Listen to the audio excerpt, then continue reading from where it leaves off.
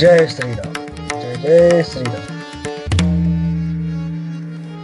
सुमिरत राम ही तजहि जन तन सम विषय बिलासु।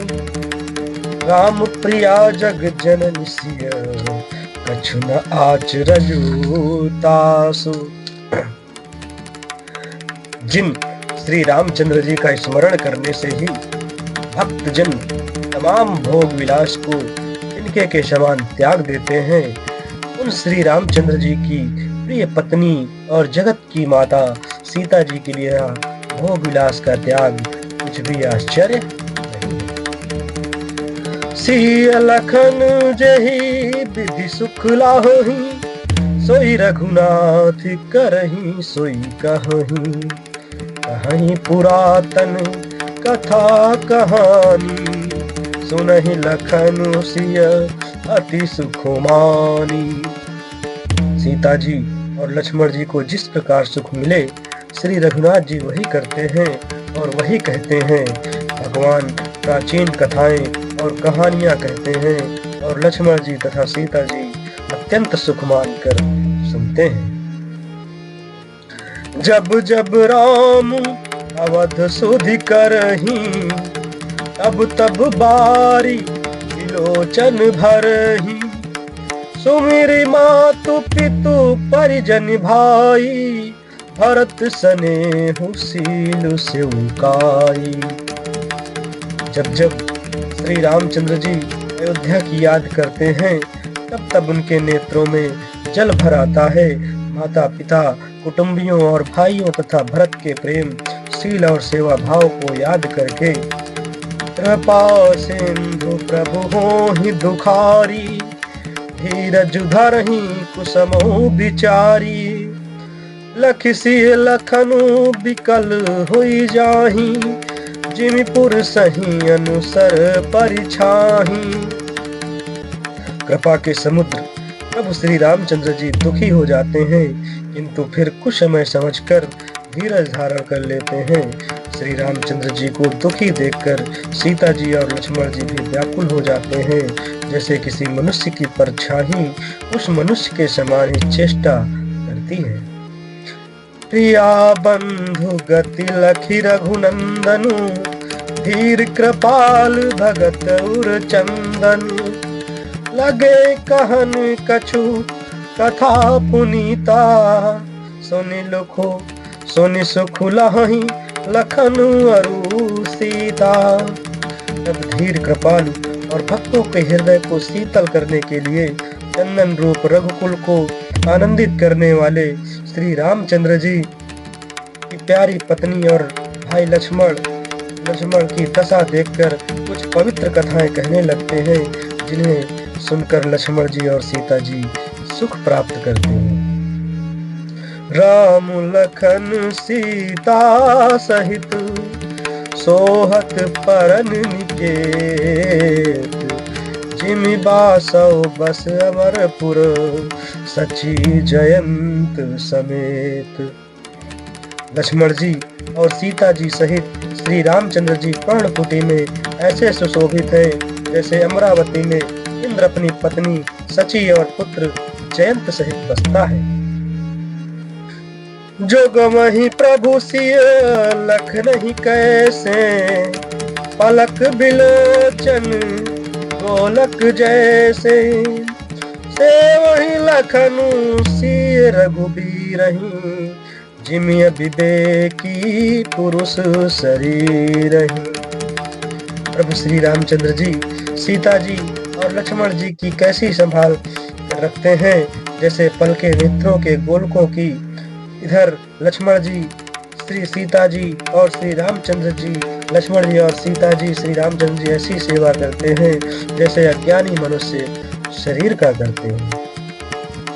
यही विधि प्रभु बन बसहि सुखारी, खग मृग सुर तापस हितकारी।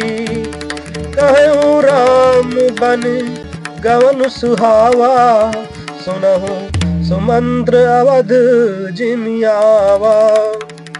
पक्षी पशु देवता और तपस्वियों के हितकारी प्रभु इस प्रकार सुखपूर्वक वन में निवास कर रहे हैं। तुलसीदास जी कहते हैं, मैंने श्री रामचंद्र जी का सुंदर वन गमन कहा। अब जिस तरह सुमंत्र अयोध्या में आए वह कथा सुनो। फिर निषाद प्रभु है पहुँचाई, सचिव सहित रथ देख सियाई। मंत्री बिकल बिलोकिन साधु, कहीं न जाई जस भयो बिसाधु। प्रभु श्री रामचंद्र जी को पहुंचाकर जब निषाद राज लौटा, तब आकर उसने रथ को मंत्री सुमंत्र सहित देखा।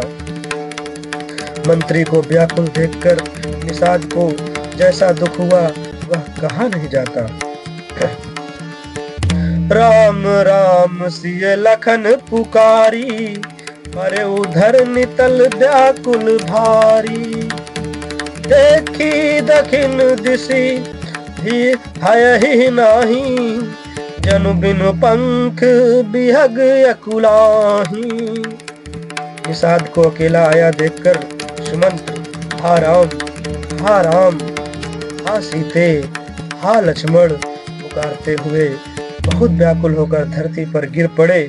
रथ के घोड़े दक्षिण दिशा की ओर जिधर श्री रामचंद्र जी गए थे देख देख कर हिमहिमाते हैं, मानो बिना पंख के पक्षी व्याकुल हो रहे हैं। नहीं त्रन चरहि न पियहि जलु, मोचहि लोचन बारी। व्याकुल भय निषाद सब रघुबर बाज निहारी। वे ना तो घास चरते हैं ना पानी पीते हैं, केवल आंखों से जल बहा रहे हैं। श्री रामचंद्र जी के घोड़ों को इस दशा में देखकर सब निषाद व्याकुल हो गए।